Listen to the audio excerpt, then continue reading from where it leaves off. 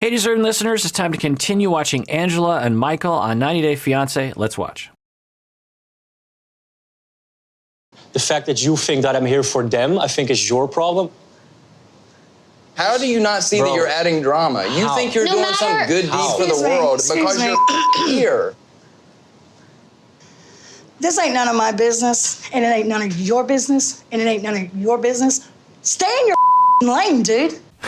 So, yeah, I've watched this season a number of times, each time following a different couple, and each time I would come to this tell-all scene. I didn't know Angela, but now that I do, or I don't know her, but I know a little bit more about her, having watched previous episodes with her in it, different clips, and so it gives me a little bit of context for her now.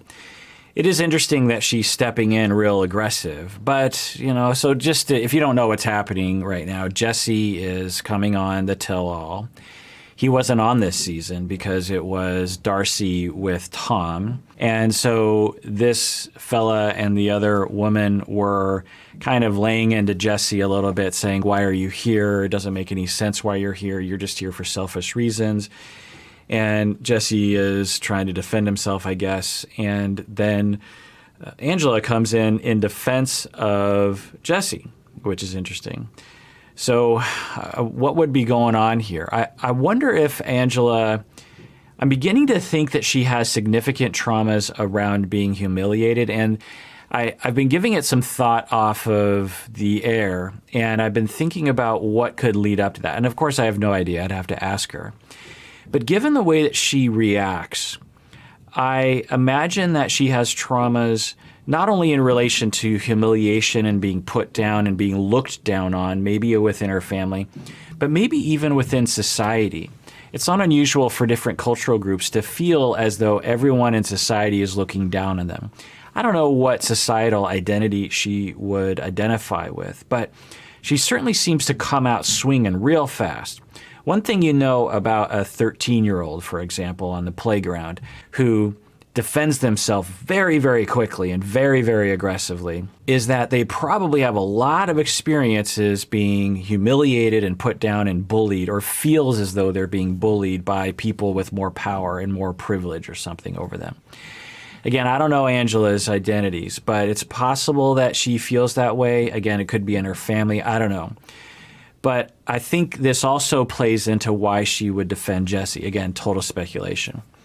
That when she sees anyone being ganged up on, she feels compelled to stand up for what she feels like is the underdog. Now, most people watching this show would not consider Jesse to be the underdog. They would consider Darcy to be the underdog, I think. But in this instance, we have two people who are ganging up on Jesse, and Jesse is not really matching their aggression. He's just saying, look, he's just trying to stay out of it, kind of, I guess. And I think for Angela, this touches on some traumas for her. I don't know. But when if you hear something rolling around, my dogs have one of those rolly things with the food in it. It occupies their time for about 20 minutes, and so it's like a weeble wobble, and they have to knock it over, and the food comes out, and then they eat the food. So I don't know if you can hear it. It sounds like I'm near a bowling alley. It sounds like that. But anyway, so it's just an idea, and I think that it explains a lot of the things that Angela has done with Michael's friends. She felt like they were looking down on her, and she came out swinging real hard. When she was on the last tell-all last season, and the cameras are on her and people are mocking her in some way, she comes out swinging real hard. I think it's her way of saying, okay, I can either let this happen and just slink away as if I'm the victim, as if I'm going along with this, or I can strike back so hard that none of these people will be mistaking me for a weak person. I'm going to come out strong. I'm going to make it my world. I'm going to create my own situation here, and I'm not going to let other people dominate the agenda, which leads to another possible trauma of being sexually abused. I don't know, but there are a lot of different ways that people will cope with sexual trauma. One of which is to become very self-protective, which of course makes a lot of sense, right? that in order to keep yourself safe, literally from abuse, you have to be hypervigilant and strike first and strike hard to make sure that you're not victimized again. I don't know, but she just seems to shoot herself in the foot in a lot of instances by coming out so strong. In this instance, why does she care about Jesse? Why couldn't she just stay out of it? And why would she get so involved in this situation? Because if I remember right, what happens here is Jesse is the target, and now she is the target, which leads to another triangulation discussion right now. Between these two other cast members and Jesse, there's a conflict, and she got sucked in as a third. She sort of forced her way in, and then now everyone's going to be fighting with her. Let's watch. You say you're a Muslim? I can't tell at this moment. I am a Muslim, No, actually. you're not. You're sitting there conducting yourself not like a lady. Tom's but my at the friend, end too. of the day, Tom, I love Tom. Yeah. But I'm not going to sit here and hear y'all jump this man because at the end of the day, you don't really know what neither one of them went through. So, yeah, what is it about the situation that's triggering her? The other element of this, which I think is often left out of the conversation by me, is that the cameras and the audience are a part of the equation. These aren't just random people in a room arguing. They know that this is being filmed, and they know that Twitter will react to what they're going to say. And they probably read every single tweet that is about them.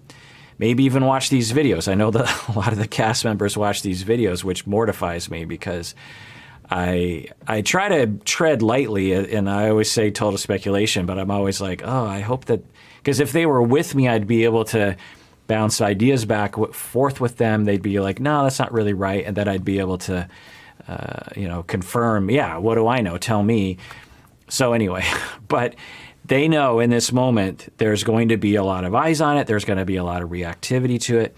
And so I wonder for her, Angela, if she's also doing something performative so that she can get out ahead of any kind of, maybe she's, she is probably thinking, well, the last tell-all, this all happened, and then there was a whole Twitter thing about it.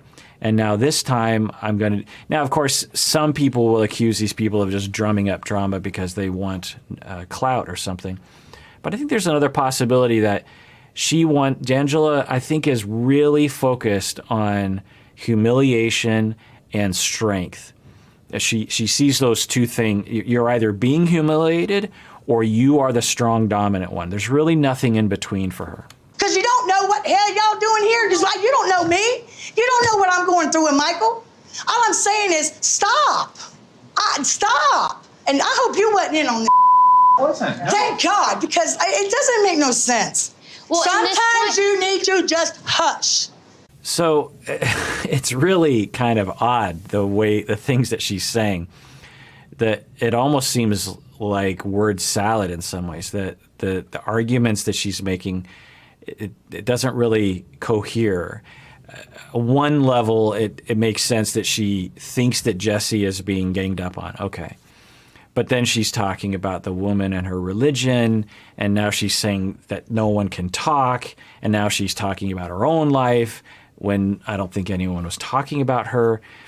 And you just have to wonder what's going on for her right now. Why is she so agitated? What traumas are being triggered? What goal is she trying to accomplish right now? Can Hush. I talk? Can I talk, please? No. Why? Hush. Why? No, actually, Worry about I'm allowed yourself. to talk. Okay, I have just been notified by the producer. And I just want to point out that in an argument, to tell someone that they can't talk at all, especially under a circumstance like this, is not okay. To say hush when the woman has barely said anything at this point, especially to her, and the woman's being extremely gracious to the way that Angela is talking to her. She's being very cool about it. So, I mean, imagine if the other woman was like Angela. Imagine this would be a physical altercation, or at least, fingers in each other's faces or something. So it's just not okay. I think one of the temptations when watching Angela and having some compassion for her, as I do, having some ideas about traumas, what's happening right now, is to overlook the abusive nature of the behavior. to just storm into a room where other people are having, a minor conflict, that things weren't getting out of control, and then you amp it up to 100, and then you tell someone that they can't talk, that they are barred from saying anything at this point, is just not okay. Jesse, I appreciate you stand coming up. Go on stage and boo, just get this over with, man. But it's none of our business. The other possibility that I can't believe didn't occur to me earlier is that Angela grew up in a very conflictual family, and her role was at times maybe to manage the conflict. I don't know, this is completely speculative, but conflict between her parents, conflict between siblings, conflict between everyone. Maybe for her, it was her role to manage that and maybe even be the scapegoat by being the aggressive one, and then people hate her instead of everyone hating each other. It's one of the strategies that children will resort to. So when you're a child and you're seeing everyone fight, it's very anxiety provoking for you. And there are a number of different coping strategies that will develop, sometimes through trial and error, or depending on the role that you already have going into it. And some people will decide, okay, I don't want anyone to fight. I'd rather have everyone to be calm so that I can feel safe and secure.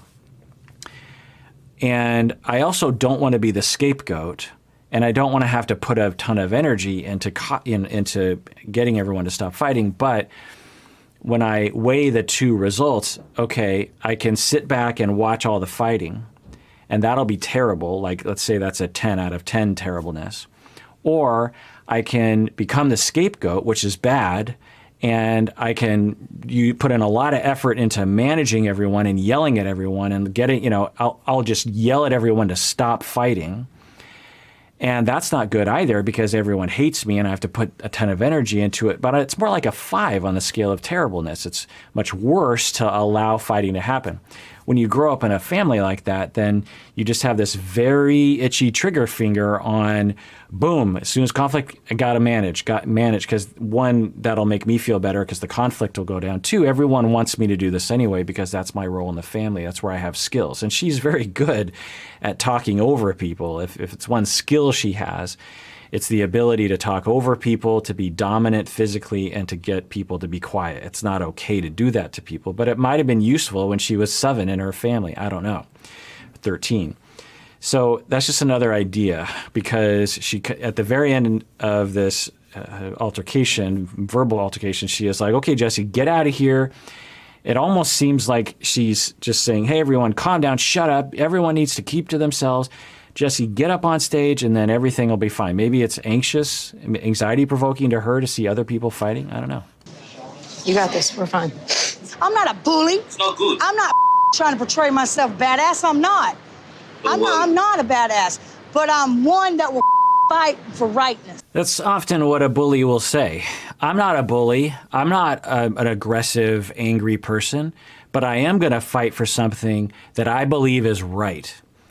Okay, so, and it probably feels right. No bully thinks of themselves as a bully, or very few bullies think of themselves as a bully. But what she did absolutely was bullying. One, she wasn't involved at all. There were 2 people mildly laying into Jesse a little bit, and they seemed to be handling it pretty well. Jesse seemed to be handling it pretty well. Just like, yeah, he's probably used to it, I would imagine. But so that's 1. And 2, telling people who have every right to talk that they can't talk, and standing over them physically and, talking loud and pointing fingers at them when no one was doing that to anyone, including her, that's bullying, my friend. That is dominance. It's aggressive. It's unfair. It's scary.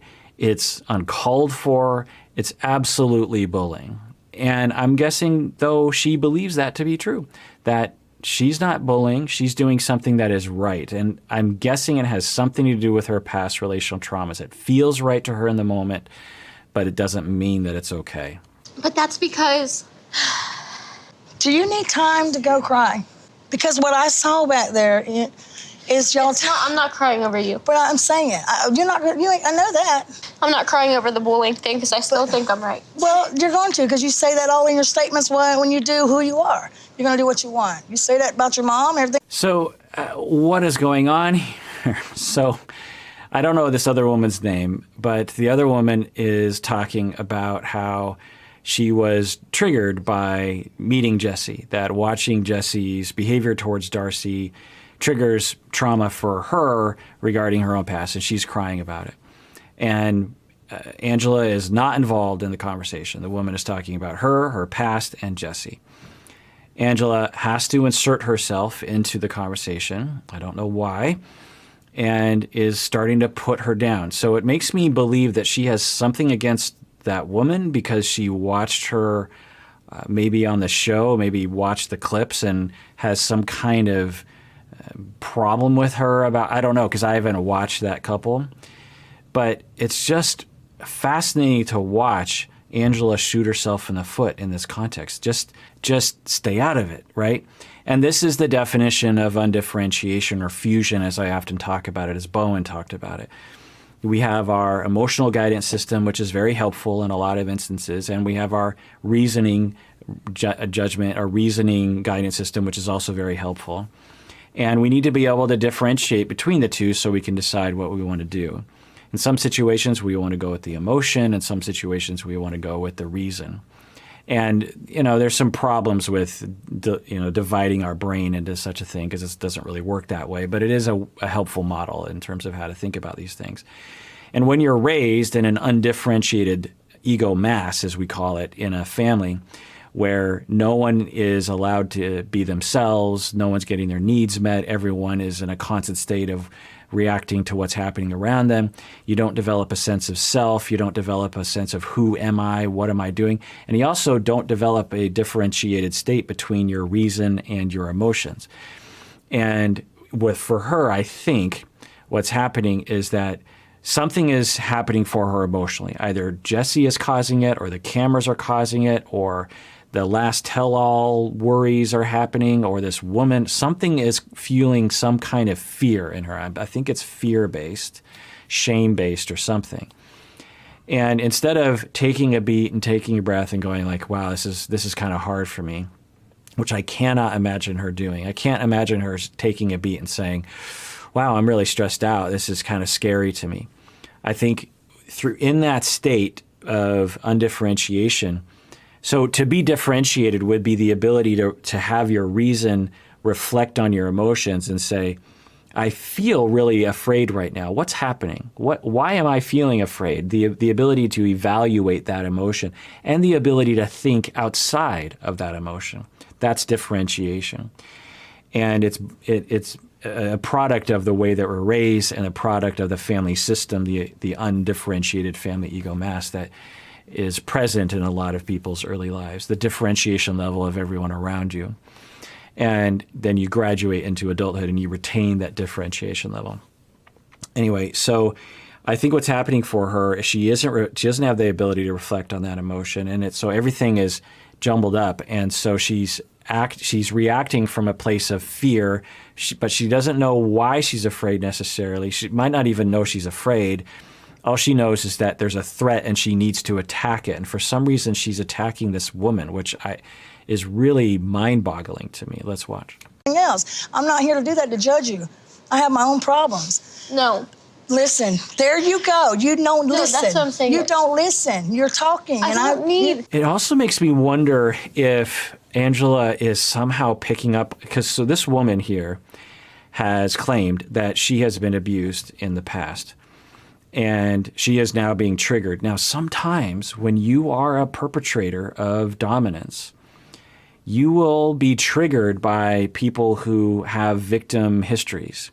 It's like sharks to blood, in a sense. The person who has their own trauma history but has decided to cope with the trauma by being dominant and hypervigilant and aggressive.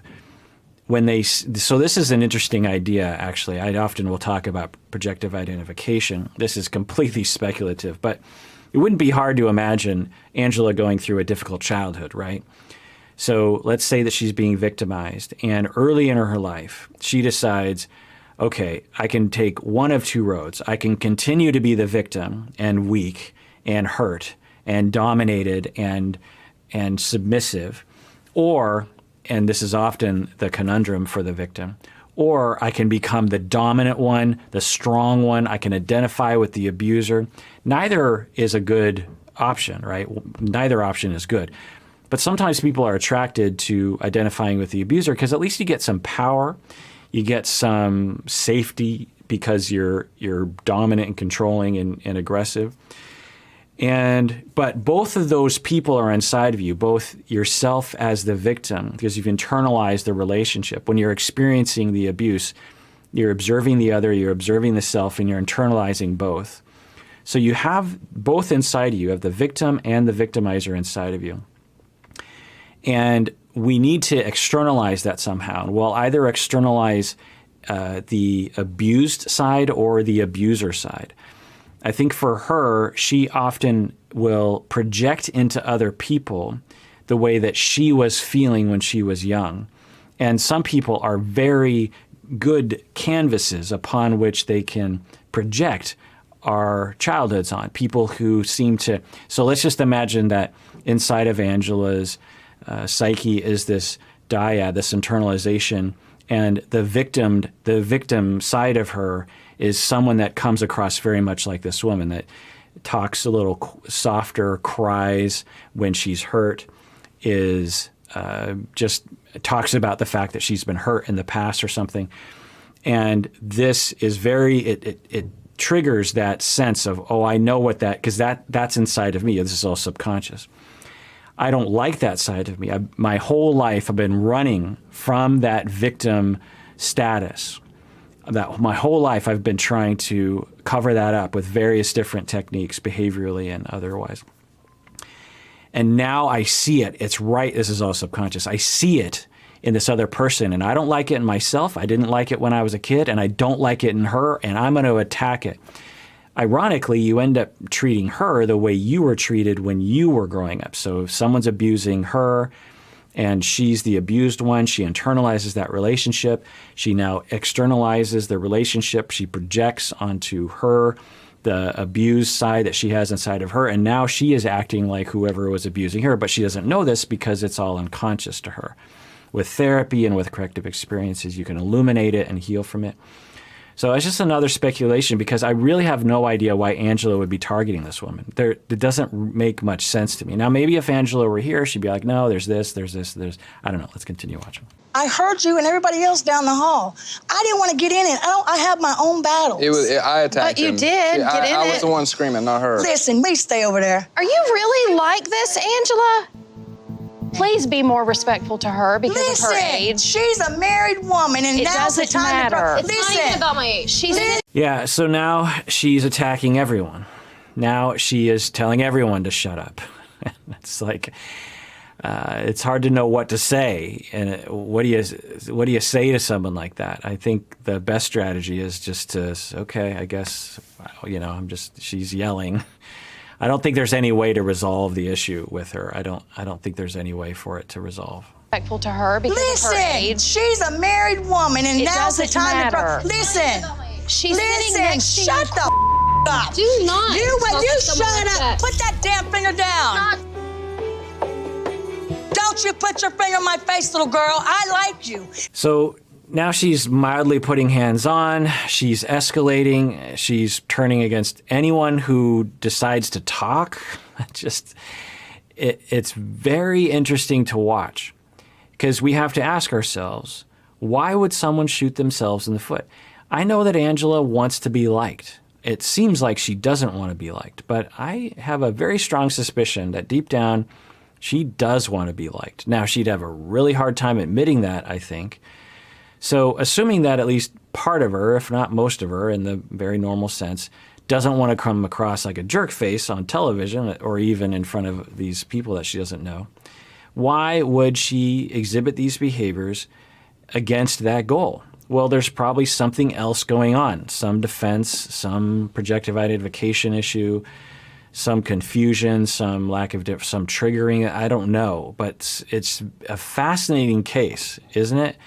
Of someone having defenses that really just doesn't help them. Because let's just imagine if you were just to ask her right now, what is your goal right now? Is your goal to get this woman to shut up?